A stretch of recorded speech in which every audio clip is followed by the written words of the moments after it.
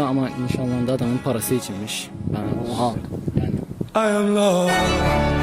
Kanka bizden çok güzel bir şey kazandın. Lazer epilasyona gidiyor musun normalde? Gitmiyorum. Gitmek ister misin? Olur. Tüm vücut, istersen kol, ayak veya vücut herhangi bir yer. İstediğin yeri sen seçeceksin. Tüm masraflarını biz karşılayacağız. Olur.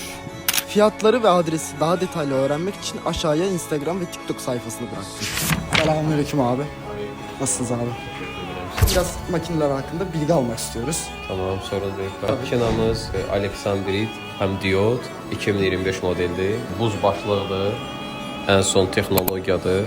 Dalğa uzunluqlarda 755 nanometr, 808 nanometr. Həm qadın seçimi var. Tamam. Kadınlar peki geliyor mu abi sizin mekana? Qadınlar yox, bizdə yalnız kişilər üçündür. Ən çox üz baxımı olur, buzun artırılması var. Buzlar ne işe yarıyor abi?